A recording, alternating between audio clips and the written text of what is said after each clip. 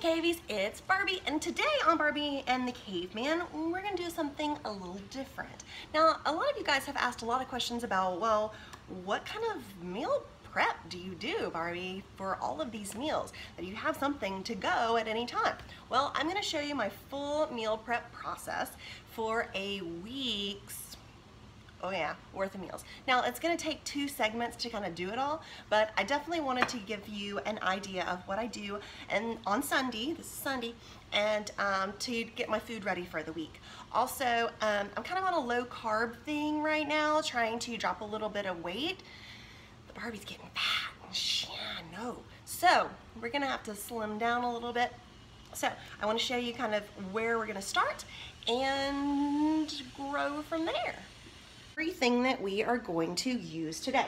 Now, not everything, of course, in the fruit bowl is going to get used. This is just so that Ed can come by and grab a piece of fruit, or I have my lemons on hand for my lemon water in the morning, noon, and night. Now, I've got some hard-boiled eggs. I've got some raw eggs because we are going to do a quiche here in the quiche pan using all of these vegetables. We are going to use a little bit of broccoli in that. We're going to make mashed potatoes, but no potatoes needed. We're going to use this cauliflower, boil it down with this parsnip, add some Earth Balance and some almond cream cheese to that to really make it delicious and creamy.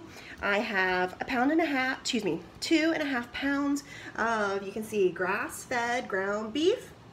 I also have a rack of lamb shanks that we're going to use, and then, of course, we're going to use some black bean spaghetti and make some meat sauce with the spaghetti.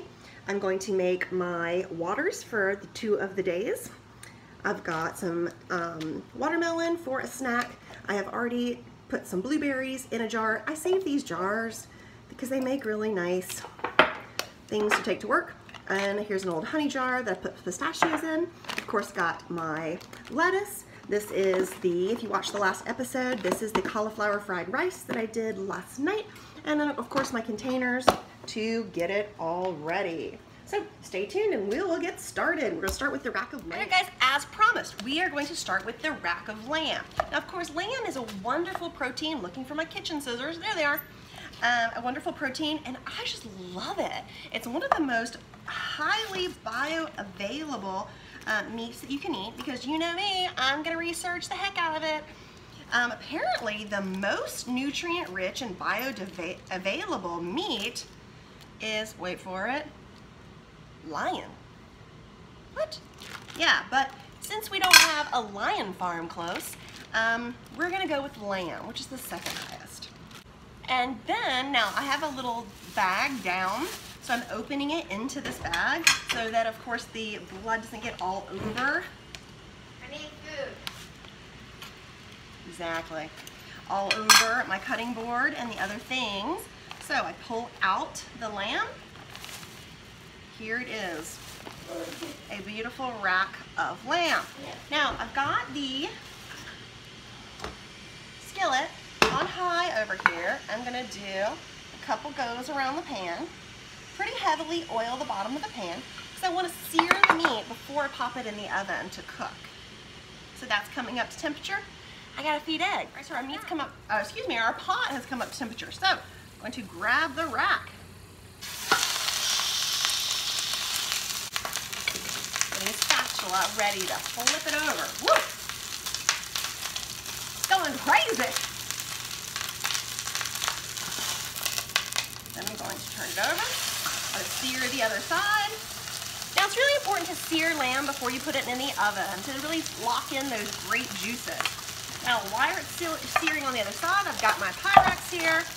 I'm going to clip some rosemary. Now, I'm going to put the rosemary down on the bottom of the dish like so. I'm going to drizzle a little oil over the top. I'm also going to hop behind me and grab the mint.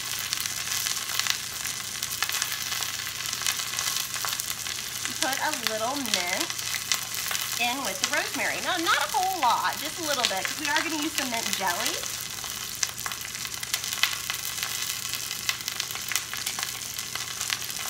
To give it a really nice, decadent flavor. Okay, we got it all seared up now. Now I'm going to take it and just place it right on top of the herbs. Make sure they're nicely tucked underneath the edges of the lamb. Remove that from the heat. And I'm going to cover it with aluminum foil. Doesn't it look gorgeous? I'm going to cover it with aluminum foil and pop it in the oven for about 15 minutes. Because, gotta admit, guys, I like my lamb a little bit more on the rare side. So that's my plan. So I'll check back with you in a sec when it's all done, and we'll start on the next dish. So we're back. Now the lamb is in the oven behind me, and I'm going for the cauliflower now, because I love to serve lamb with mashed potatoes. But alas, those days may sadly be gone. So I have learned to make mashed potatoes out of a cauliflower, and a parsnip, and some garlic, and some other really good stuff that you're gonna love. So I'm just gonna open it up. Now, Barbie, I've seen your garden. What's going on? We had so much rain this year. The majority of my garden just drowned. It's been a really kind of sad year for me. I mean, I love the rain, don't get me wrong, but I really do like having my own vegetables. Ooh, all right. So, I'm gonna cut off these stalks around the bottom and of course compost them for next year's garden. I've already started working on my fall garden. Yay. A huge chunk. Pop off the rest of those little bits.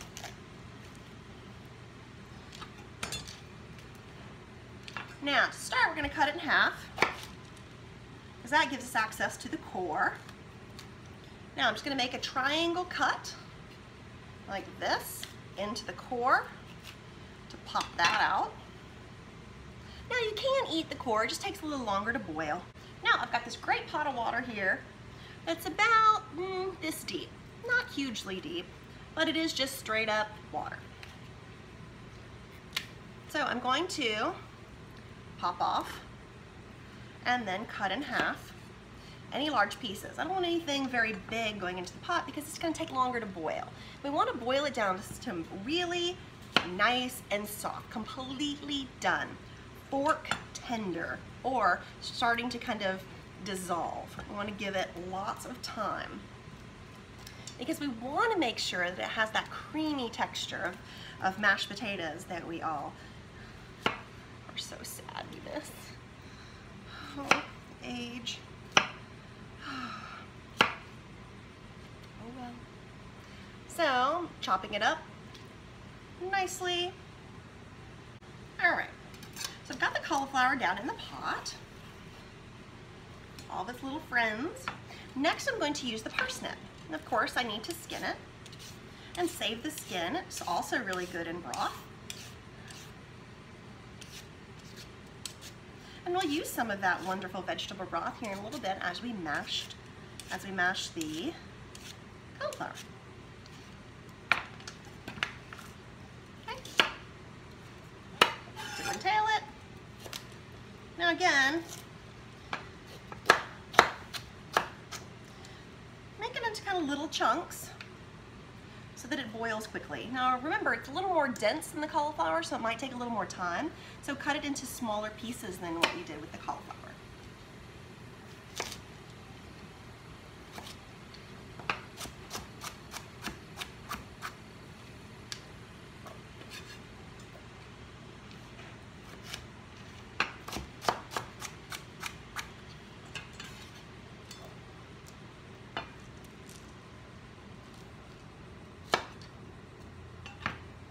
All right, now I've got 3 cloves of garlic that I am just going to de-skin and throw right in the pot to boil along with everything else.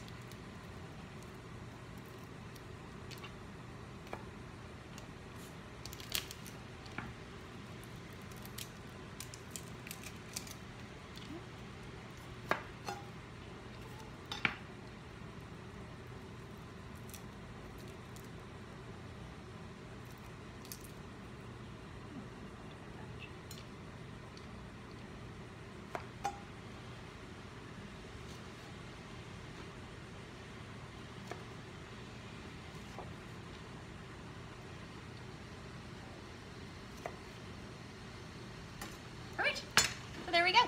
So now, here's how it looks. It's all down in the pot. I'm gonna throw the cover on and I'm gonna let it boil away for probably about 10 minutes or so. So let me hop over and we'll start the next thing. Okay, so I've got my grass-fed beef all ready to go. Now I'm going to slide it down to the end of the pack, cut it out, dump it in the pan.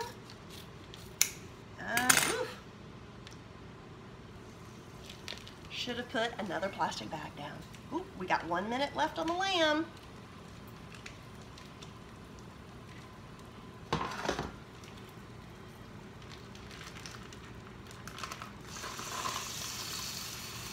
First one.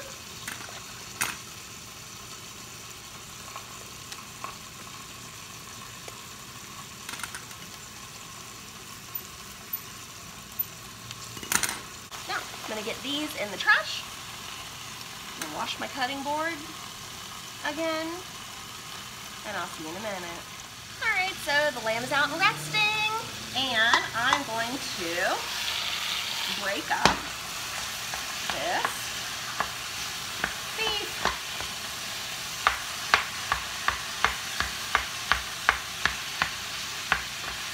Now I'm going to turn it down to kind of a medium heat because if it's up too high, it'll like spray fat everywhere. Blech. And I don't want to clean it up. So turn it down to a medium. Throwing some fat around. Now the trick to really using some great beef, especially grass-fed beef, is cooking it and then putting it in the colander and rinsing it through. Kind of rinse the fat away so that you're still left with some really high quality meat, but you can rinse away the fat that comes out during cooking because you really don't need that in the end of the day.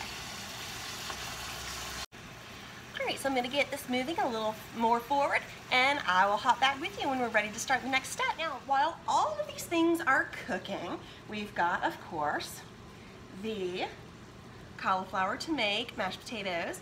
We've got the beef simmering away and cooking. We've got the lamb resting. I'm gonna talk to you about what I drink. I try to drink 2 of these a day. So it has cucumber, mint, and it has really nicely purified water. So I just take and slice some cucumbers really thinly. And I put 3 or 4 to each container. I kind of crack them in half so that they'll fit in and so they'll come out. Really, sometimes coming out is the trick. So there we go. So that's 4 in my little green container. 2, 3, 4, and put it down in. Now, cucumbers. Oh, you know what? They're really associated with spas, but I gotta be honest with you, they don't really do anything for your eyes. Like to put them on your eyes? Not so much. Now, I'm going to take some mint leaves. I'm going to bruise them and pop it in. About 2 mint leaves per container. Now, mint is a really powerful herb. It does a lot of great things in helping your body clean itself out. So here we go. Now, all I'm going to do is cover it in filtered water. That's it. All right, guys, the cauliflower's done. So I'm gonna hop over, strain it, and show you how to do it. Now I'll strain it, put it back in the hot pot so that we can use the masher on it.